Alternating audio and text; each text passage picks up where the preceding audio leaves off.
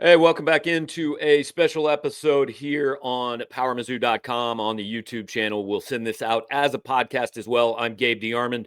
While you're here, like, comment, share, subscribe, do all those things that make us see more people. You guys have heard me talk enough, seen me enough here in the last few days with all the basketball stuff. We're switching gears. We're going football for a little bit, and we've got a special guest today. We are going to bring in former Mizzou running back, current Mizzou assistant coach, and now Missouri Sports Hall of Famer, Brock Olivo. Brock, how you doing today, man? Hey, I'm doing well, Gabe. Thawing out in here, buddy. How are you? Yeah, Hmm? no question, doing all right, man. Good. So just want to let the fans spend a little bit of time with you. I think everybody mostly knows you are back here at Mizzou, but the hook is you were inducted to the Missouri Sports Hall of Fame last month. Now I know there's a million different people from all different backgrounds there, but as a kid who grew up in Missouri, went to Missouri, and now is back, how cool was that for you? It was very cool. I joined your father, by the way. Right. I was going to mention that. I don't know if that's an Uh-huh. honor or not. Yeah. Well, he definitely he reminded me of that on Facebook shortly after it happened. So I thought that was funny. But no, a heck of an honor, Gabe. Obviously, uh, you know me. Your father knows me. Like I'll be the first one who to deflect and give credit to all of the people who I played alongside and coaches and just everybody who gave me an opportunity to play football here and to prove myself essentially and people who believed in me. And so that's the way I see it. Football is great for me. It's the greatest team sport in the world. And so all the individual accolades, I understand why we have those and we need those, but they kind of make me feel uncomfortable talking about them. So Right. uh, I used my opportunity on that podium just to give thanks to everybody who made it possible for me. Yeah. Take me back. God, it sounds weird to say this, but Brock and I were in school at the same time at Mizzou. So we are old people at this point. Take me back, I guess it would be about 30 years now to like 15-year-old kid in Herman, Missouri. Could you have envisioned all this that's happened for you? No, absolutely not. No, I was a take it a day at a time guy, Gabe. Back then wasn't a big picture guy. Just be where your feet are. I was definitely the epitome of that. But I did grow up an avid Mizzou fan, obviously, and one thing that helped sort of fuel my fire and my sort of my passion, to help revive the football program was just hearing all the negative talk around Mizzou football growing up. Mhm. That just man that got under my skin, and so and I come from a football family, Gabe. My father played for the University of Miami, very successful program, right? Cousin played for Notre Dame, won the national championship, successful. Uncle played for the University of Virginia, historically successful program. And then here's Mizzou, right in my backyard. And so that was something that from an early age um, lit a bit of a fire inside me to want to be here and to want to help resurrect the program in some way. I know back in those days, like some of the big time, like the nationally known guys, like Tony Van Zant was a big recruiting story, but recruiting back then was not what it is now. What do you remember about your recruiting process and how you ended up at Mizzou? I mean, were there other options or what was the situation? There were other options, Gabe, but I was gosh, I think I was probably the equivalent of like a 3-star coming out, Mhm. honestly. I was the Missouri Gatorade Player of the Year, but there were guys in my class who were much better football players and much more highly touted. They went on to to to much more prestigious programs, the Michigans, the Notre Dames, et cetera, et cetera. So Nebraska. But I just remember, I remember getting recruited. I remember thinking about taking some visits, but then at the end of the day, I told my dad, I said, Dad, why would I even take a visit anywhere? Like what? I know I want to go to Mizzou, even if they don't offer me.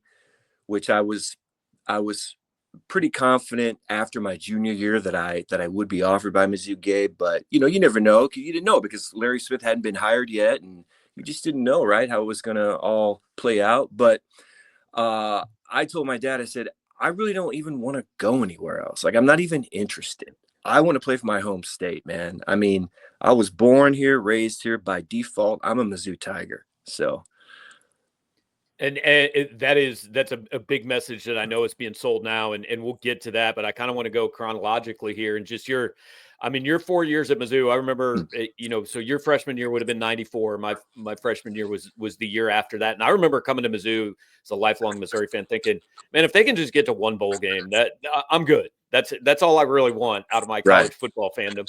And like the thing that's always stuck with me is that your senior year, that video from you guys celebrating in Boulder when you'd gotten the 6th win and finally, like when you look back, and I know you deflect, and I know Corby and Devin, and there were a million guys that had a lot to do with it, but at that time you were kind of the face of this.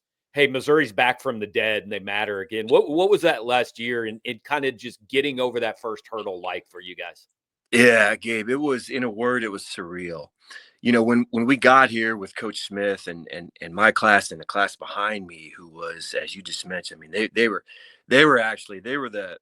the star-studded class, right? Devin and Corby and some really good offensive linemen, some defensive players in that class as well. But like, we knew when we got here, we knew what the goal was, and it was really at that point, it was simply, they were words on paper, Gabe, right? They were dreams. They were pipe dreams, people would call them, right? But as it started to sort of manifest within the locker room, within the weight room, on the practice field, in games, you started, like in 1996, gosh, we were literally just one play away, right, from having a winning season had we not lost that game to, what was it, Memphis, I think, maybe, because of a botched snap on a freaking punt or whatever it was, right? Like, we were really, really close, and we could taste it. And so going into the 97 season, my class in particular, the senior class, we literally, and I remember this before going to training camp, we literally said, we're not leaving here. We're not until we leave this place a winner. We're going to leave it better than we found it. And we were fortunate. We stayed healthy that year. Again, we had a great supporting class in the junior class, backing us up, and Corb and Devin and all the other guys. And so we refused to leave here without being a winner. And we did it. And that flight back from Colorado, it still gives me goosebumps, man, to think about it. Like when we were on our final approach to Columbia Regional, we Coach Smith had the captain announce that, there were, I don't know how many fans were out there on the tarmac waiting for us. Like that never happened. Right? Like for us, we were like, holy. So many things, so many first times happened that year for us. And I think my class can look back and reflect and say, you know what, we really did it. Like we really resurrected the program, got it out of the basement again after a very, very long drought, and got it back on its feet and got it back on the national scene. And so we can be proud about that. We really can. So you played 4 years in the NFL, and then look, it is -5 degrees in Columbia, Missouri this morning. You spent a long time coaching football over in Italy. Like, do you wake up on mornings like this and go, you know what? That was a decent deal, man. Maybe I should look back into the Italian football thing. Whoa, you know what? Waking up in the Mediterranean is something special, man. If you've never done that, no matter what time of year it is, I mean, it's always beautiful there. Even a cold day in Rome is like, hey, it's really not that bad, right? Right. The Italians are going to find the positive in everything, and so. Yeah, that's funny. I mean, I quip about it all the time, but it really was an awesome experience, and I wouldn't change it for the world. It put kind of it put my stateside coaching career on hold a little bit, but it, you know, it also gave me a whole lot, man. And so I'm really thankful for that opportunity. So you come back, you coached at Coastal Carolina, you coached at WashU. I know. Tell me how the opportunity a couple years ago came up with Coach Drinkwitz and kind of your desire to return to Mizzou. Yeah, so it was always one of my dreams, Gabe, to coach here at Mizzou. I mean, it's my alma mater. I mean, this to me, that's like the pinnacle for a coach, right? To be able to come back to his alma mater. And I literally stalked Drink and Eric Link. I literally stalked him. Like, thank goodness Miss V, you know, Vonda Cortez, who's the secretary. Thank goodness she's still here, because I didn't know anybody else in the program anymore. And I literally just said, hey, Miss V, can I steal 5 minutes of Coach Drinkwitz this time? And I know he doesn't know me from Adam and this and that. And so he was gracious and gave me 5 minutes of his time. And after I left, I'm sure he still didn't know me from Adam. It's okay. Then Coach Link, actually, you know, the special teams coordinator here, he actually contacted me, and because I stalked him too, and he's great. I mean, he's so competent and organized and thorough, and he followed through and contacted me, and I'm forever grateful to him, Eric Link, for giving a guy a chance who he had no idea who I was. He really didn't. He interviewed me and vetted me, you know, in a long process. He had interviewed a lot of guys for this position, and I'm just very, very thankful for him and for Coach Drinkwitz for ultimately approving it. So you look back at that program you left in 97 to what it is and where it is today, and not just talking about obviously the buildings are all way different and everything and everything about college football has changed, but you look at what Missouri football has turned into, and like, how do you process that, what's gone on here the last 25 years? Yeah, I'm just really proud. It's so much fun to come to work every day to Faroe Field, right, and to reflect on where I saw the program growing up as a kid with you, and where we left it in 1997 to where then Gary Pinkel took it to now, where Coach Drinkwitz has really solidified it at, putting two double-digit winning seasons back to back in the SEC conference is no small feat, man. And so, to be mentioned now, in that group of elite programs, because he is such an elite recruiter and developer of young men and football players,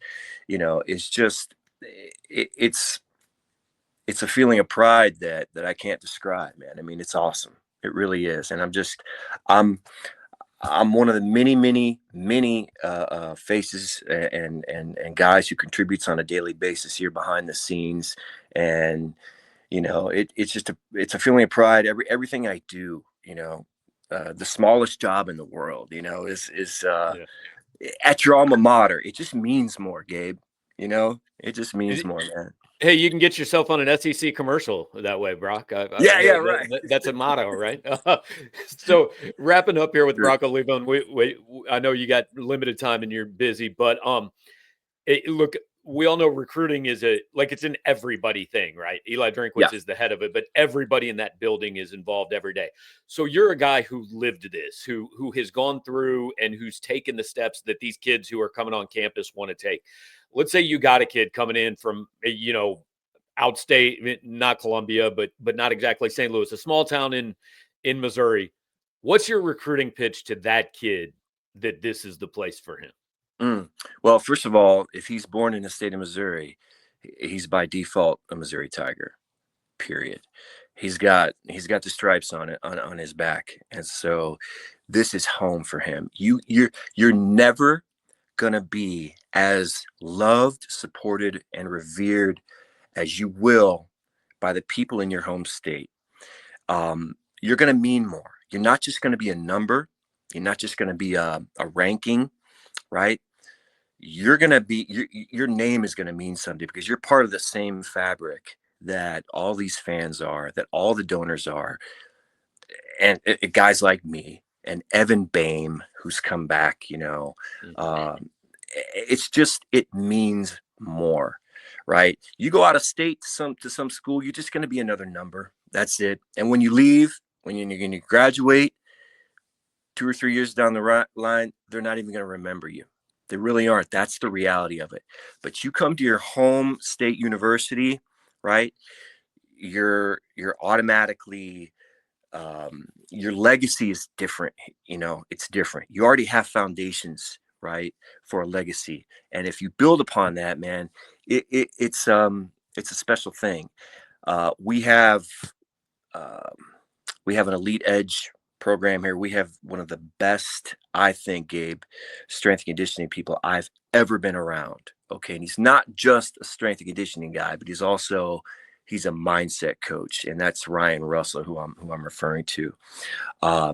He's another big reason why, and I know it has nothing to do with, where you were born or whatnot, but he's another reason why parents should care about where they send their child. It's not just about the bottom line in the bank account anymore, but this guy's going to develop your son and make him into a man, not only as a football player, but way beyond the white lines. It's amazing what he's doing here. So I love it. Okay. Last thing. I know it's one day at a time, one game at a time for you guys. I know it is not the season opener, but given when you went to school here, you got to have that. You got to have Kansas's return to Columbia kind of circled on your calendar, don't you?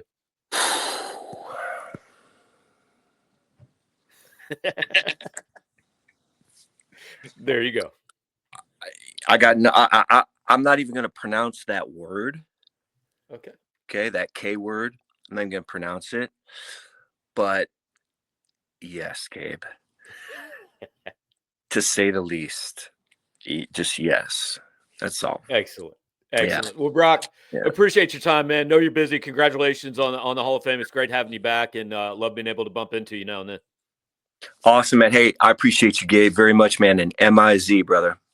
All right, Brock. Thank you, sir. Brock Olivo, Missouri legend. Certainly appreciate him taking some time. I thought it'd be fun for you guys to catch up with him and hear from Brock. I went to school with him. The kid was legendary. His work ethic, even back then, like he was just a little bit different than all the guys. You can see it. The passion still comes through. So appreciate Brock for spending some time with us today.